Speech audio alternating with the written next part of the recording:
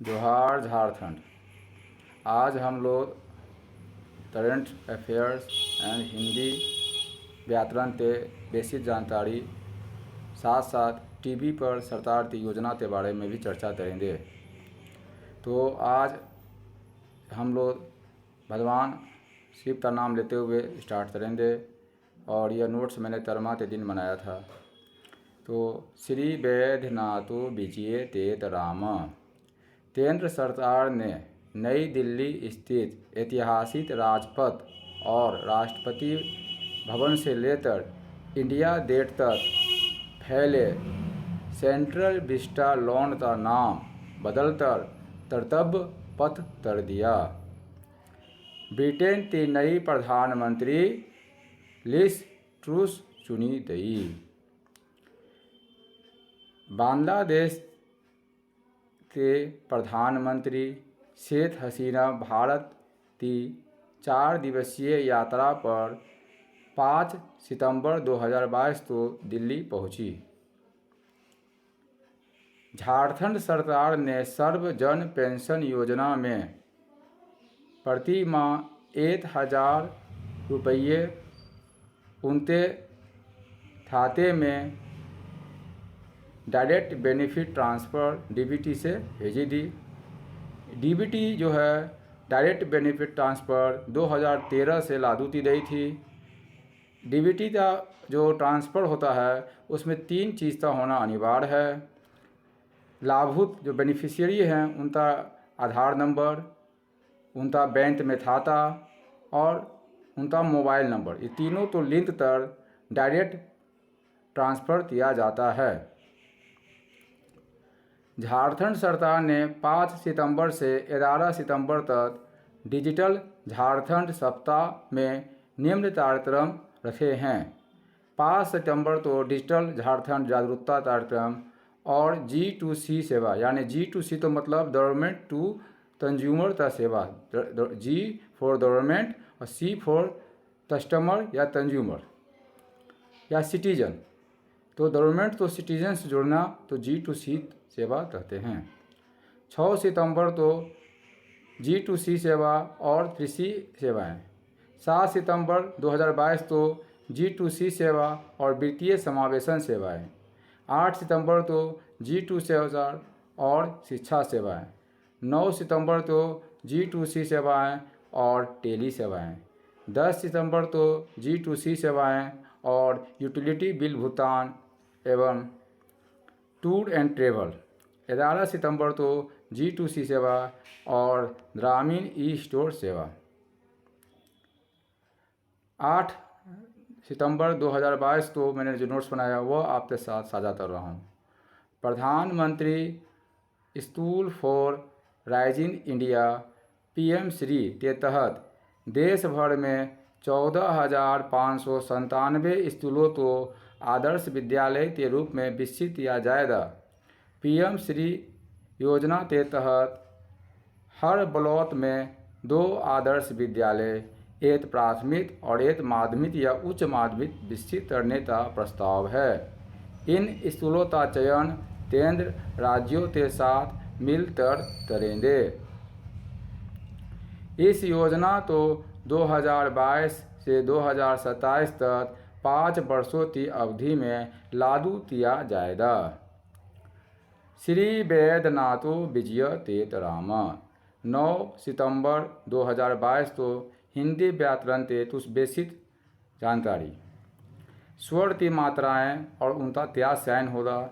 ये अक्सर बच्चे लोग स्पेलिंग हिंदी का लिखने में मिस्टेक करते हैं क्योंकि उनकी मात्राएं पर उनका कमांड नहीं रहता है। तो आज छोटा सा मेरा प्रयास है मात्रा सुधार के लिए। अ तक कोई मात्रा नहीं होती है। आ में मात्रा का साइन आप आकार देख रहे हैं। ई की मात्रा देखिए हर्षितार और दीर्घ दीर्घितार, उ हर्षुतार और उ दीर्घितार। री का मात्रा है री, ए का मात्रा एक रेफ और ऐ का मात्रा में 2 रेफ, ओ में एक, ओ में 2 रेफ और आ में चंद्रबिंदु।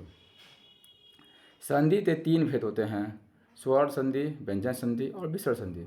स्वर संधि तो भी हम 5 भेद में रख सकते हैं, दीर्घ संधि, दुन संधि, वृद्धि संधि, अयादि संधि और यन संधि। वर्णों के सार्थक समूह तो शब्द कहते हैं।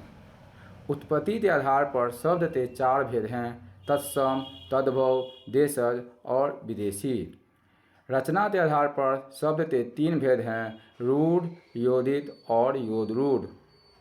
प्रयोग के आधार पर शब्द के 2 भेद हैं: विताड़ी और अविताड़ी। विताड़ी में आते हैं संज्ञा, सर्वनाम, विशेषण और क्रिया। अविताड़ी में आते हैं क्रिया विशेषण, संबंध बोधक, समुच्चय बोधक और विस्मयादि बोधक।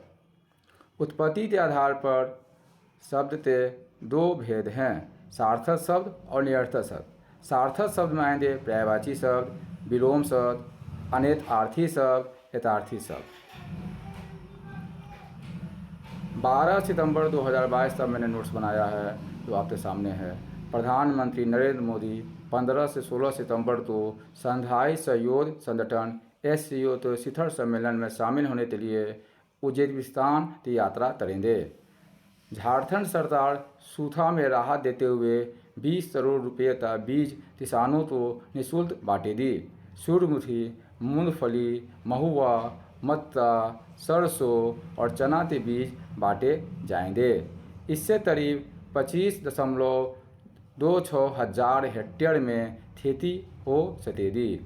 बीज का वितरण बिरसा फसल विस्तार योजना के तहत होना है। योजना के तहत किसानों को 100% अनुदान पर प्रत्यक्षण के नाम पर बीज, एकीकृत उर्वरक और कीट प्रबंधन का सामान दिया जाएगा। इसके लिए संकुल का चयन किया जाएगा। इस संकुल में 50 हेक्टेयर का भूमि होगा। योजना का अनुश्रवण जिला कृषि पदाधिकारी या परियोजना पदाधिकारी आत्मा करेंगे। किसानों का चयन ब्लॉकचेन टेक्नोलॉजी से होगा। कृषि निदेशक योजना के नियंत्री पदाधिकारी होंगे। लाभुकों का चयन जिला कृषि पदाधिकारी करेंगे।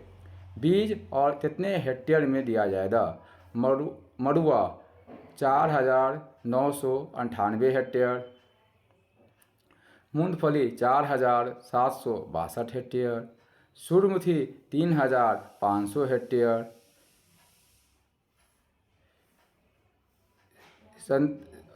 सूरजमुखी 3,500 किलोमीटर, संतर मत्ता 5,000 हेक्टेयर, सरसों 2,000 हेक्टेयर, चना 5,000 हेक्टेयर। द्वारका पीठ के जगद्गुरु शंकराचार्य स्वामी स्वरूपानंद सरस्वती का 11 सितंबर 2022 को निधन हो गया। उनके बचपन का नाम पोथी राम उपाध्याय था। 1981 में इनको शंकराचार्य की उपाधि मिली। अब हम लोग तपेदिक यानी टीबी पर एक नोट्स पढ़ेंगे।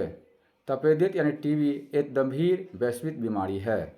दुनिया का 1/3 आबादी टीबी के बैक्टीरिया से संक्रमित है, जिसमें केवल 5 से 15% लोग ही बीमार पड़ते हैं। शेष संक्रमितों को न तो टीबी की बीमारी होती है और न ही उनके जरिए यह संक्रमण दूसरे में फैलता है। विश्व स्वास्थ्य संगठन के अनुसार 2020 में दुनिया भर में लगभग 1 करोड़ लोग तपेदिक के शिकार हुए थे और 15 लाख लोगों की मौत हो गई थी। साल 2019 में भारत में 24 लाख से अधिक मरीजों की तादाद दर्ज की गई थी। भारत में टीबी के सर्वाधिक रोगी हैं।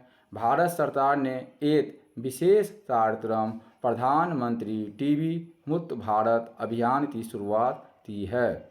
इसके तहत 2025 तक देश को टीबी से पूरी तरह छुटकारा दिलाने का लक्ष्य निर्धारित किया गया है। राष्ट्रपति द्रौपदी मुर्मू ने इस अभियान का शुभारंभ किया। इसमें शामिल होने के लिए पूरे देश को आह्वान किया है। टीबी और उसके निदान से संबंधित जानकारी देने के लिए एक विशेष वेबसाइट निश्चय मित्र बनाई गई है। 2017 में एक राष्ट्रीय रणनीति तैयार की गई, जिसमें तहत 2025 तक इस खतरनाक बीमारी से मुक्ति का लक्ष्य तय किया गया था। सरकारी चिकित्सा केंद्रों पर टीबी का इलाज निःशुल्क होता है। टीबी के बारे में जागरूकता फैलाने की आवश्यकता है। कई बार लोग टीबी के लक्षणों को सामान्य स्वास्थ्य समस्या मानकर उनकी अनदेखी कर देते हैं। आज तक इतना ही, आगे वीडियो में और जानकारी देंगे। धन्यवाद।